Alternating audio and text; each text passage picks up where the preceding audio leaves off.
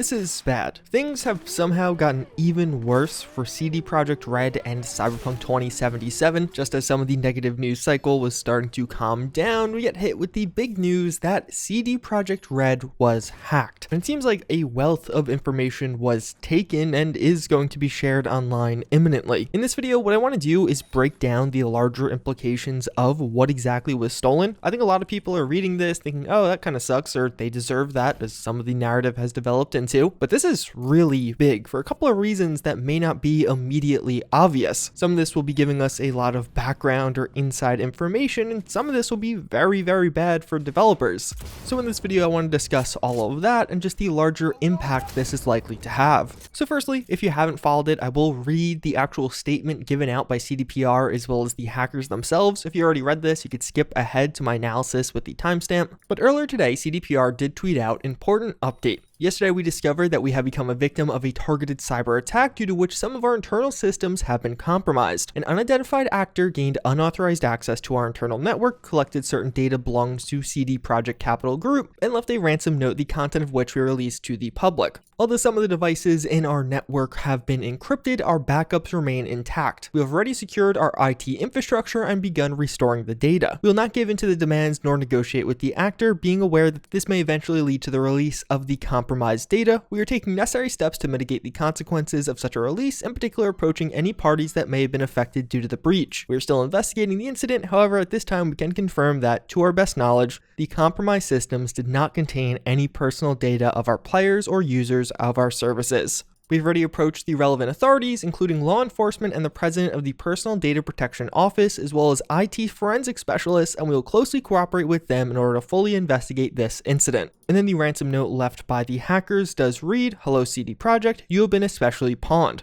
We've dumped full copies of the source codes from your Perforce server for Cyberpunk 2077, Witcher 3, Gwent, and the unreleased version of Witcher 3. We've also dumped all of your documents relating to accounting, administration, legal, HR, investor relations, and more. Also, we have encrypted all of your servers, but we understand that you can most likely recover from backups, which they did. If we will not come to an agreement, then your source codes will be sold or leaked online, and your documents will be sent out to our contacts in gaming journalism. Your public image will go down even more, and people will see how badly your company functions. Investors will lose trust in your company, and the stock will dive even lower. You have 48 hours to contact us." So honestly, this entire thing seems like it's a skit from a TV show or a movie, not to make light of the seriousness and the severity of the current situation, and in particular for those affected. Although an important piece of information that I think a lot of people are overlooking is this is actually the second time this has happened to CD Projekt Red. Back in 2017, they had a very similar situation where some of the design documents around Cyberpunk 2077 were hacked and put up for a ransom. Then again, CD Projekt did not pay it, but it's pretty wild to see this happening twice in just 4 years to the same company affecting the same game. It's also worth noting a lot of this information may come out very soon, like literally today. CDPR mentions how they discovered this hack yesterday, then likely they took some time to actually figure out what exactly went wrong, start restoring some of those backups. They're telling us about it today, and the hackers gave them 48 hours. That 48-hour window is likely coming to a close later today or even early tomorrow. So likely right as you're watching this video, we may see some of these files start leaking online or perhaps getting covered by news websites if they actually go to do that, which we'll talk about more in a moment. But now let's break down what actually was taken and the massive impact this can have. So it's mentioned early on how the Perforce server was hacked. This is basically just a server where you could remotely connect to actually download files. So let's say you're a developer at CD Projekt Red, you connect to the Cyberpunk Perforce server, download some of the latest files / source code. And as it is stated, the source code for Cyberpunk 2077 was taken, and this could be massive for a number of reasons. I saw a lot of people immediately jumping to the modability of it, that if modders had the source code of the game, it would make making mods for the game a lot easier and a lot more straightforward. And although this is somewhat true, you would still have to do some reverse engineering. There's also a huge problem with that in that it is highly illegal to use stolen source code to create mods. If you look at the past couple of source code leaks from Capcom and Nintendo, modders would not touch those, or at least the vast majority didn't, because again, that is highly illegal. You can get into some serious trouble if you're caught doing that. Several modders in the Cyberpunk scene have already come out to say they would not be using this source code even if it does come out and is made available to them, so I wouldn't put a ton of stock into huge advancements in modding coming as a result of this. But where this could become quite a big deal is in the form of data mines on that source code. So right now we just have the base game of Cyberpunk 2077, but in that source code it may contain details around the multiplayer mode, the expansions on the way, and even some of that free DLC. In fact, it is almost certain some information about at least the DLC, which is expected later this year. And again, with Cyberpunk, free DLC is different than paid expansions. So if this does end up getting posted online, almost certainly people will immediately start data mining it and details around this will come out. This could be really bad for CDPR in that, one, just ruining what's happening next with the game. In particular, with that multiplayer mode, I could see a lot of information coming out about their early plans with it. It still is several years away, so who knows how much we will or won't get as a result of this. But I would definitely be wary of major spoilers around what the future of Cyberpunk is going to look like. This will also create an interesting situation in that it's going to be telling which media outlets do or don't cover it, or just how that will all be handled, because at the end of the day, you are illegitimately gaining access to a future look at one of the most popular and best-selling games of the past year. But due to the fact that it's literally because the source code leaked, I could see this being kind of hard to cover or a touchy subject with some media outlets. So it'll be interesting to see how that situation evolves, if media outlets even end up caring. One way or another though, if the source code leaks, we will almost certainly find out more about what's next for this game. They also got the source code for The Witcher 3 and Gwent, kind of a similar story in terms of modding. The Witcher 3 modding scene is much farther along, so perhaps some people will look at this or try and create mods on it. Again, it'll be very illegal to do so, so I'm sure most will avoid it. But considering that game doesn't have as much scrutiny around it compared to Cyberpunk, I wouldn't be shocked if more people actually look at the source code when it comes to The Witcher 3.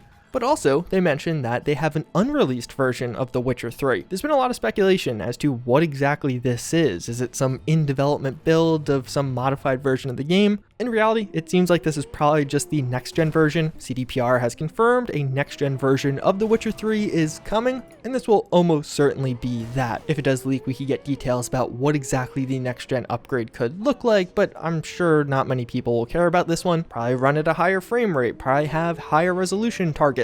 I know that the source code is extremely harmful to CDPR. I think a lot of people don't care as much or don't sympathize as much with that particular struggle. I've seen game source codes leak in the past. Where this becomes a lot bigger and a lot more harmful for CDPR is with these documents leaking, as this could have huge implications. They claim to have accounting documents. This could say a lot about the game, exactly how many copies were sold, but even more importantly, a figure that CDPR likely wasn't going to make public, how many copies were refunded. We potentially could see the pre-order changes over time. Will there be a dip in pre-orders in that final week when some of those reviews came out and had kind of that weird sketchy review situation? In general, how many copies of this game were refunded to players with CDPR's refund program? A lot of that information we probably would have never had access to otherwise, and I wouldn't be shocked if it comes out as a result of this. Administrative documents were also leaked. It's not totally clear what this will entail, but this could definitely give us an insight as to what was going on behind the scenes during the development of Cyberpunk. The development of this game, of course, has been under a lot of scrutiny post-launch.